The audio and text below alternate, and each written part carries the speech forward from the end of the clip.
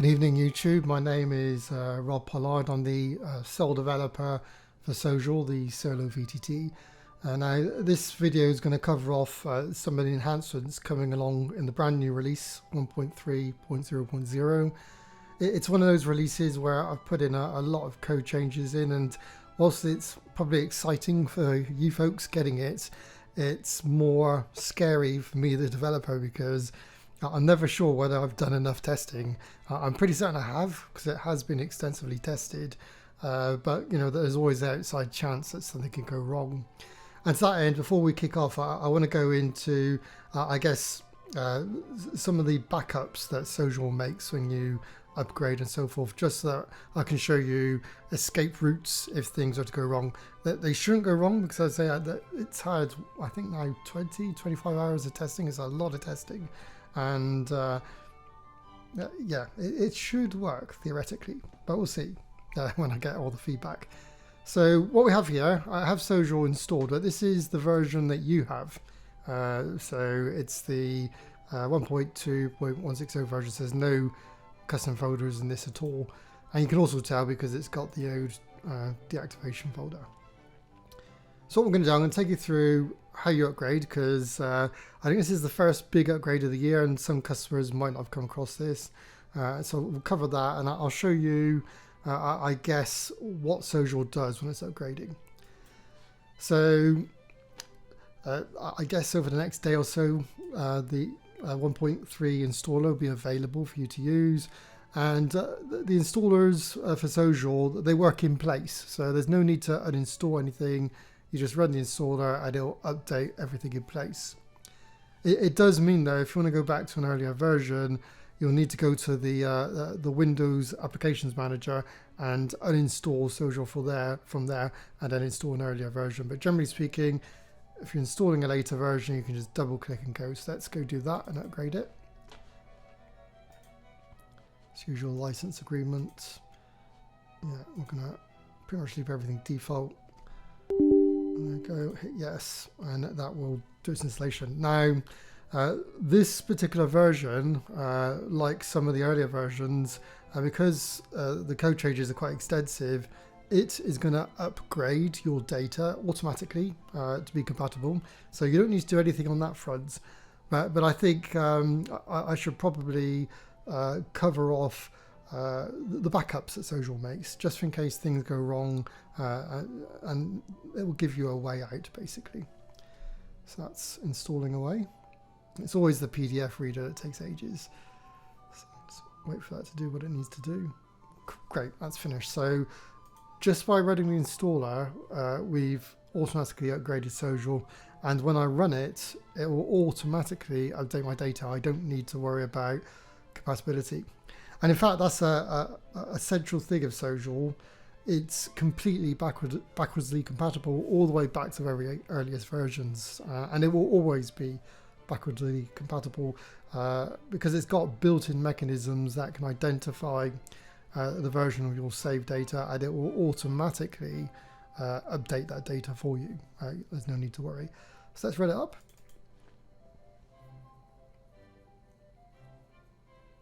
So this is the brand new version.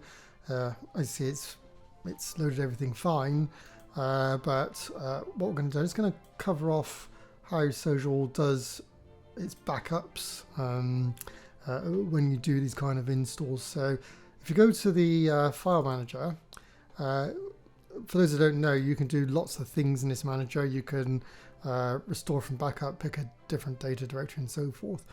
Now, for the purposes of this demonstration, I'm going to restore from backup. You shouldn't see any differences because I'm actually restoring from the backup Sojour made just before I upgraded, so there won't be any differences. But I just want to go through it just so that you folks can see what's involved should anything go wrong. Now, restore from backup, unlike the others, it's destructive, but it does warn you. So if we go restore from backup, there you go.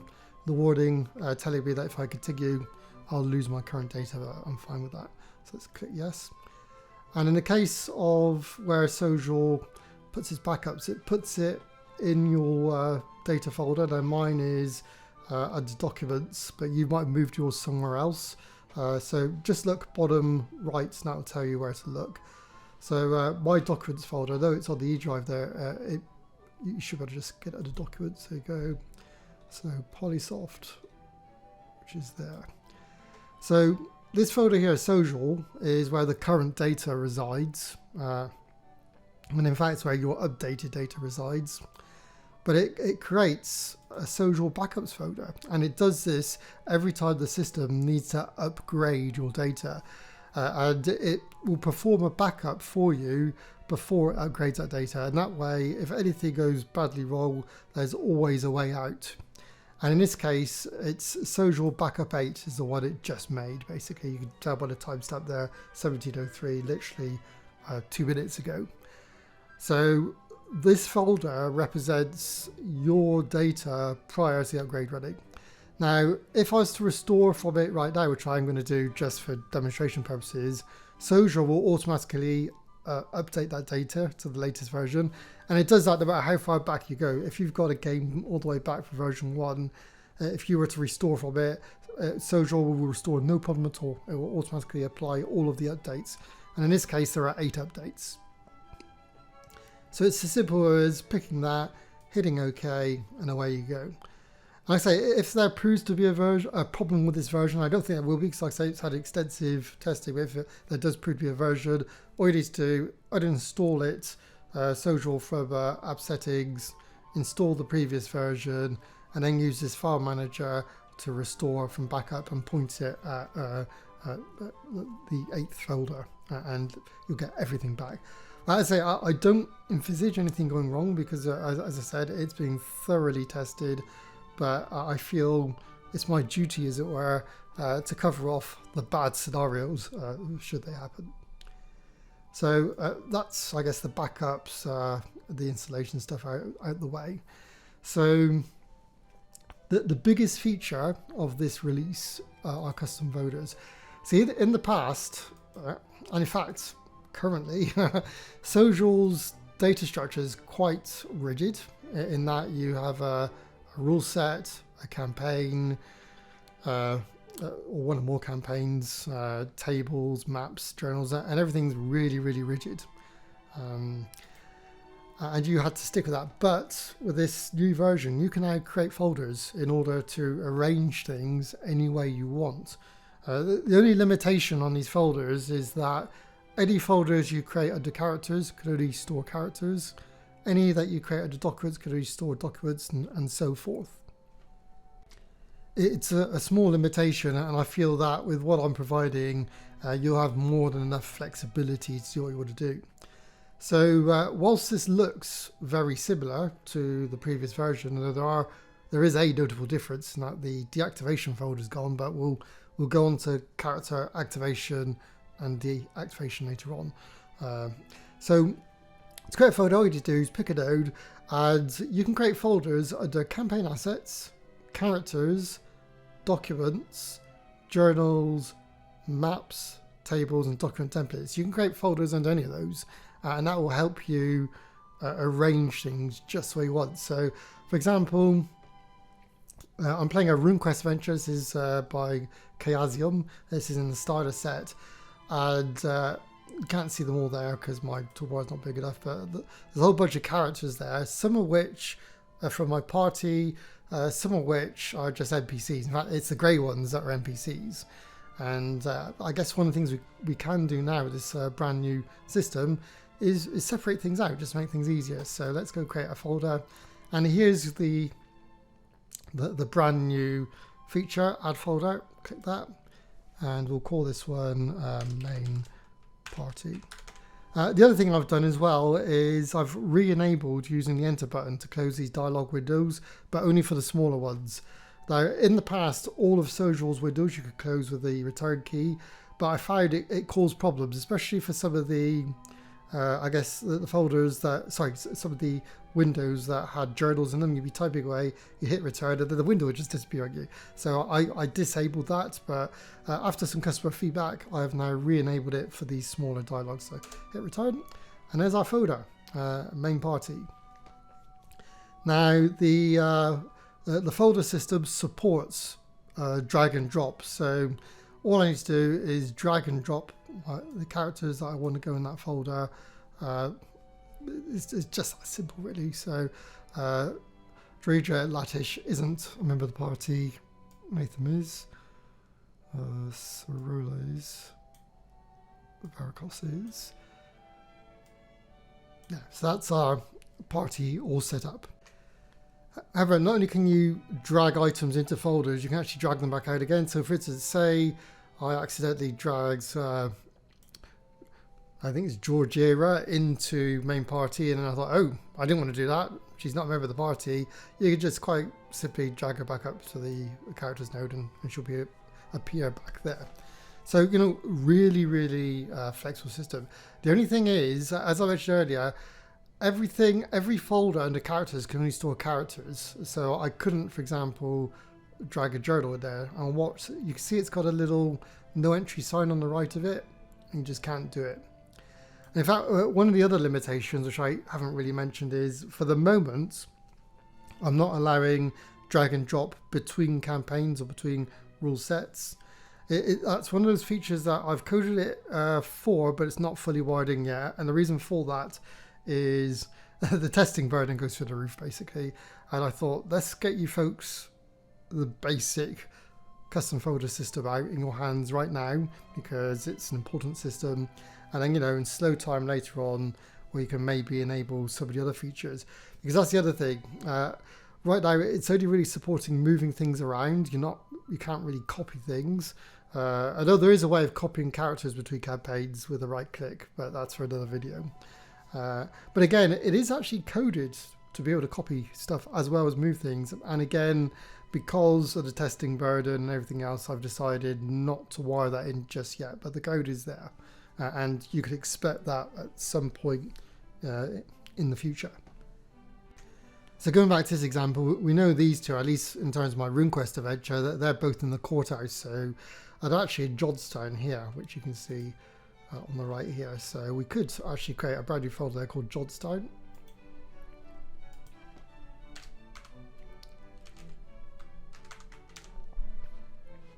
And then drag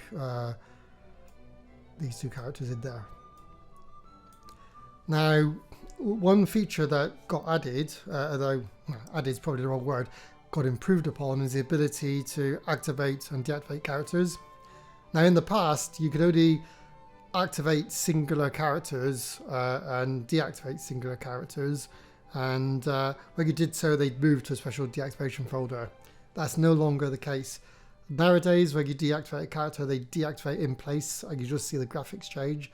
But it has advantages, because I could do like in the olden days, I could deactivate a singular character, and in that case they disappear from the toolbar, they disappear from any map, and they also disappear, their character sheets disappear. Although when you restore them, it comes back and they reappear in all the original map locations, because Sojour remembers. So the system's always being able to deactivate and activate individual characters. The only difference is, like I say, slightly different graphics, the fact it happens in place now. But the biggest difference is you can now pick a folder and deactivate everyone in that folder. And it will not only do that folder, it will do all subfolders as well. So it gives you the ability to deactivate characters en masse, which should make things easy, because that means you can, I guess, divide your characters by where you expect to meet them in your campaign, and then when you get there, when they're not there, you go deactivate, they're all deactivated, but then as soon as you move, for this case, to Johnstone, I can right click and go activate all characters, and they will come back. So that should be a really good feature. You know, could do the same for the main party. Although why you'd want to deactivate your entire main party, I don't know, and then reactivate. And of course, as I said earlier, it works on subfolders. So if we were to deactivate everyone under the characters node, everyone would get deactivated. So anyway, we don't want that though, so let's get everyone back again. So that's a brand new feature.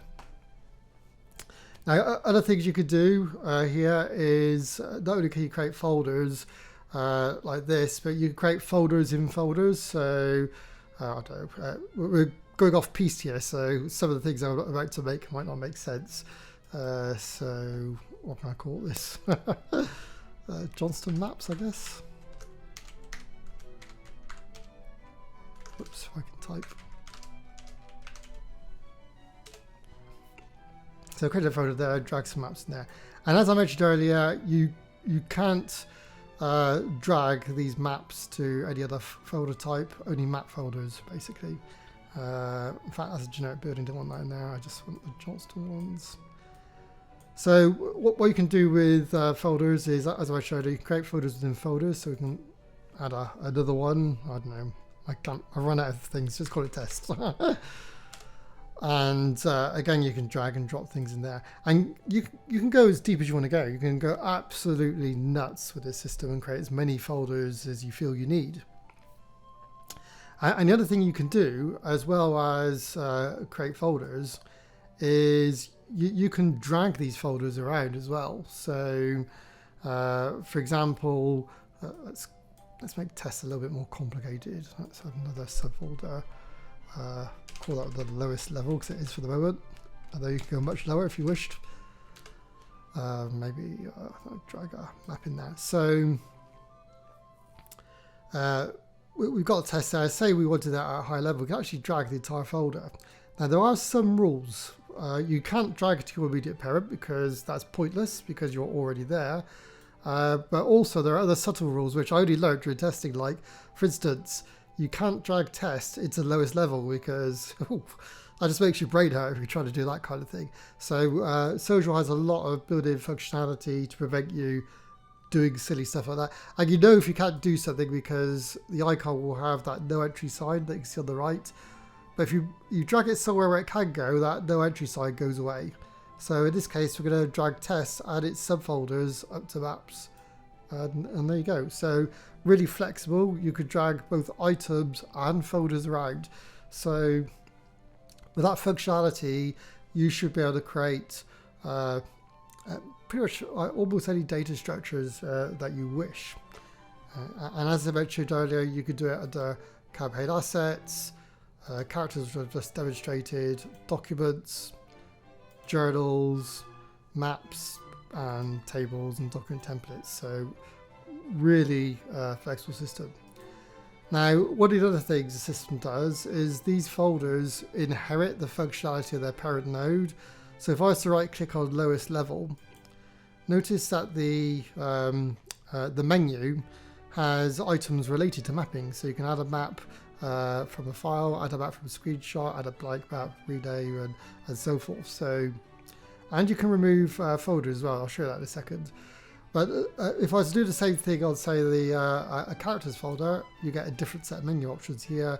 You could add a character, you could deactivate the wall, activate the wall, and so forth. So all of these folders are context sensitive. And it was that actually made me have to refactor all the code of the user interface layer. So that's the thing with this. The folders functionality itself, not too bad, and I'm pretty certain I've hit everything in terms of testing. But the refactor of the UI layer, which is literally everything, is a bit I'm more worried about. But as I said, I've done a lot of testing and I'm hoping I've nailed everything. But at the end of the day, if you do find bugs, there's if you go open up your manual, in fact, we should be able to do this now actually. Right at the front of your manual is an email address that you can contact to report any bugs basically. Where is it? He says confidently. There you go. So there's the email address there. You click that, they'll open up your email client, and then you can send me any bugs that you might find, or not, as the case may be. Generally speaking, you have to, like I say, you have to bear in mind, I'm the only developer on this. It's not my day job. I'm actually a web developer by day, and that's a pretty intensive job in of itself. So I obviously can't get at everything straight away. But I do log bugs in my Jira system, so nothing gets lost. It just might take some time to get to them. And generally speaking, bugs that result in crashes, I normally jump on those straight away because I feel they're important. And the others get prioritized in with other features. So speaking of the manual, this is the other thing that took a fair bit of time. A lot of it had to be updated because the screens have changed.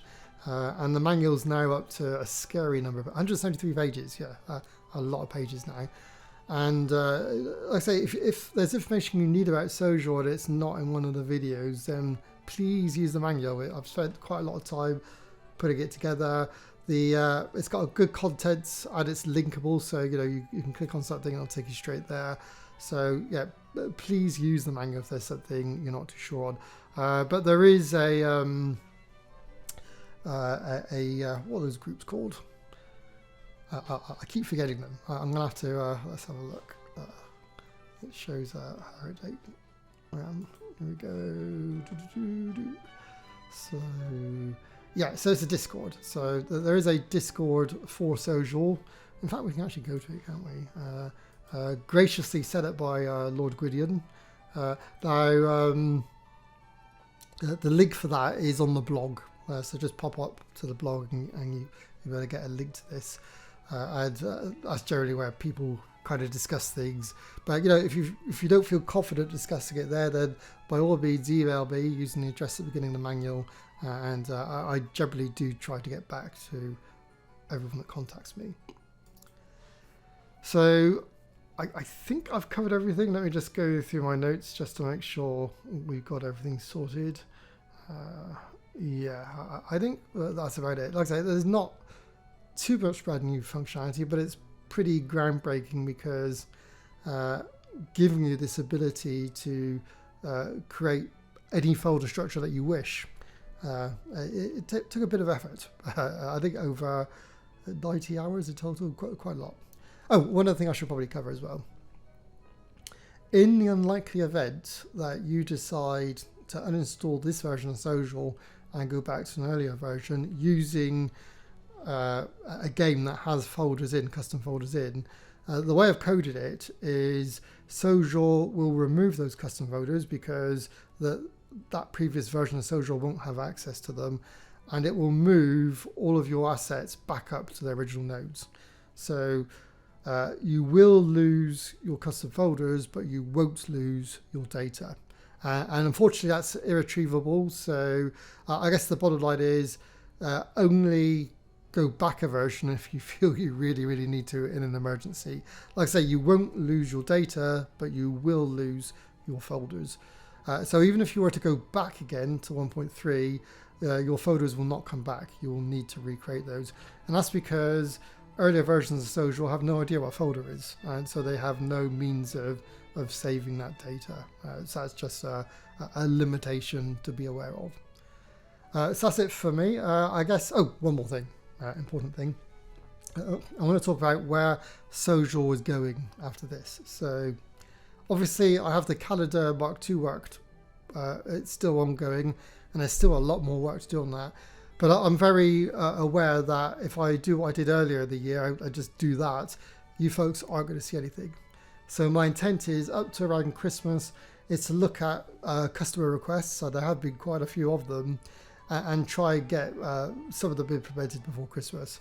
And then after Christmas, I'll switch back to the calendar Mark II system.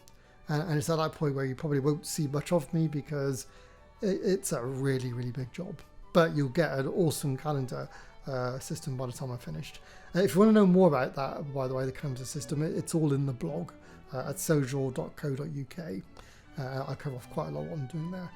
So yeah, that's it for this video. I hope you like the new functionality.